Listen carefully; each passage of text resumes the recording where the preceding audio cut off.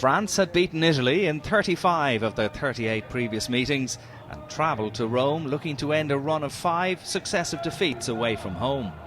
Italy could look to 2 wins in Rome against the French in the 2011 and 2013 championships to provide pre-match inspiration. And one man who has been consistently inspirational in an Italian jersey is Sergio Parisse.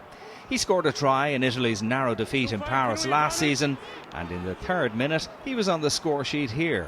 Canna back in the side for the injured Tommaso passed to Parisse, and he drove over the line to give the home side the ideal start. There was nothing Baptiste Serin could do to stop the big number 8 from driving over the line. Canna missed a kickable conversion, but the Italians were 5-0 ahead. Lopez and Canna then swapped penalties to leave it 8 points to 3. France responded with real intent, and Vakatawa pushed over the line for what looked like their first try of the game, only to be called back for an earlier knock-on, but the signs for the Italians were ominous. Play was brought back for an earlier French penalty, and Lopez kicked well to bring it back to 8 points to 6. And having shown how dangerous they can be running with the ball, just a moment later, France gave another masterclass in finishing, with Lamara, Vakatawa and Fickou all involved in moving the ball at pace from one end of the pitch to the other. And when the ball was fed back to Lopez, he picked out Fickou.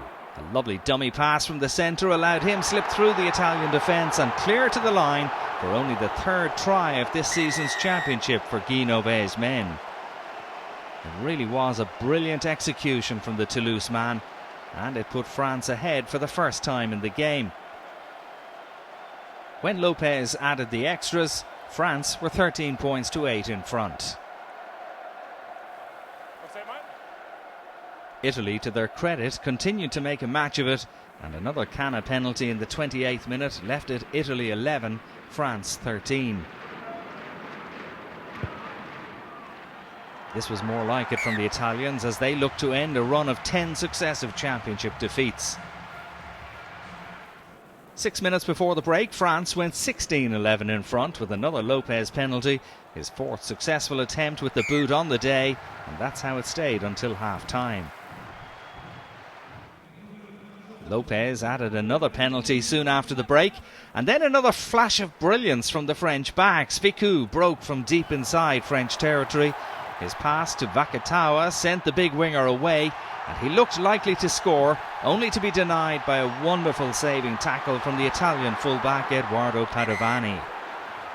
Echoes of the great Serge Blanco about that French counter-attack, and huge credit to Padovani for the saving tackle.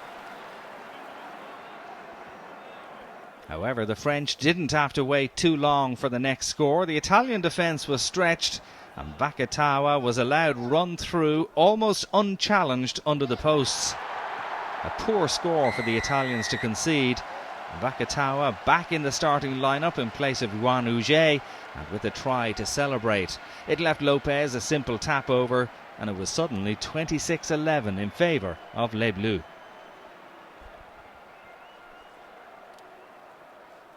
On 67 minutes, the French got over for try number 3. The Italian scrum was under pressure, and when Fickou picked and drove for the line, the defenders were unable to keep him out.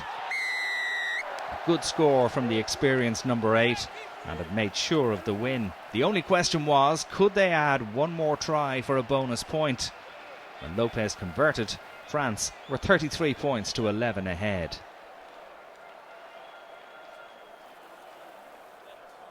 France came close to securing the bonus point 8 minutes from time, when substitute Eddie Benarou crossed over for what looked like the 4th try for his side.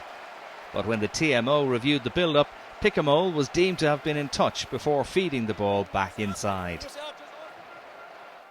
However, 3 minutes from time, the bonus was sealed for the visitors. Lovely work from Nakataki and Gourdon before Doulam was sent on his way. The French full-back benefiting from some weak attempted tackles as he breezed over and behind the posts for the vital 4th try. It was an excellent score, albeit the defensive legs looked a little weary.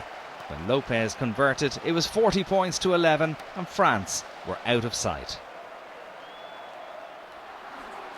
The game finished with a late consolation score for the Italians. The Azzurri finishing with an attacking flurry, and they were rewarded when they had men over on the right wing.